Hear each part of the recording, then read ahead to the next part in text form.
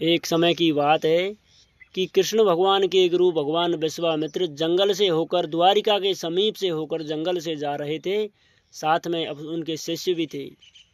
तो जब कृष्ण भगवान को इस बात की खबर पड़ी कि मेरे गुरुदेव द्वारिका के समीप जंगल से होकर गुजर रहे हैं, तो वो दौड़े चले आए और जंगल में जाते ही गुरुदेव को दंडवत प्रणाम किया और गुरुदेव से विनती की, हे गुरुदेव, द्वारिका नगरी पास में ही है, कृपया करके आप हमें सेवा का मौका दो।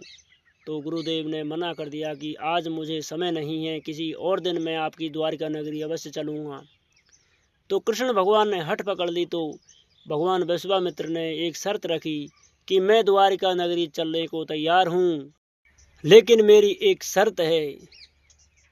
तो भगवान श्री कृष्ण ने कहा कि हे गुरुदेव, हे मेरे प्रभु, मुझे आपकी हर शर्त मंजूर है। तो भगवान दुर्वासा ऋषि ने कृष्ण भगवान से कहा कि आपके रथ में घोड़ों की जगह आप और आपकी रानी रुक्मणी जुड़ेंगे और ठेठ द्वारिका तक आप ही घींच कर लेकर चलेंगे। तो मैं तैयार हूँ। श्री कृष्ण भगवान ने शर्त को मान ली और दौड़ा चला द्वारिका की ओर चल दिए और रानी रुक्मणी को ये शर्त बताई कि दुर्वासा ऋषि ने, मेरे गुरुदेव ने ये शर्त रखी है। तो रानी भी तैयार हो गई और भगवान श्री कृष्ण और रुक्मणी दोनों रथ में घोड़ों की जगह पर जुड़ गए और गुरु के पास आकर कहा, गुरुदेव आप रथ में बैठिए, हम रथ को लेकर द्वारिका तरफ चल रहे हैं। गुरुदेव रथ में बैठ गए और गुरु के साथ में एक शिष्य था, उनको भी बैठा लिया। भगवान श्री कृष्ण ने सोचा ये गुरुदेव की परीक्षा है, लेकिन भगवान श्री कृष्ण तब भी राजी थे और रथ को द्वारिका की ओर ले चल दिए। जब रथ द्वारिका पर जा पहुंचा तो भगवान श्री कृष्ण ने उनके स्वागत के लिए फूल और मालाओं के द्वारा विशेष स्वागत किया और महल में दुर्वासा ऋषि पहुंच गए। फिर भगवान श्री कृष्ण ने 56 भोग गुरु के लिए बनवाए। 56 भोग गुरु के लिए बनवाए और जैसे ही भोग तैयार हुआ उन्होंने गुरु के समक्ष रख दिया, लेकिन गुरु ने उसका तिरस्कार कर दिया।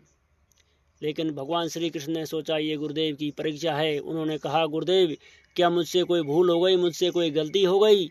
तो दुर्वासा ऋषि ने कहा कि हे कृष्ण, हे शिष्य, मुझे खीर चाहिए, मुझे इनकी कोई आवश्यकता नहीं है। तो भगवान श्री कृष्ण ने तुरंत खीर बनवाई और गुरु के समक्ष लाकर रख दिया।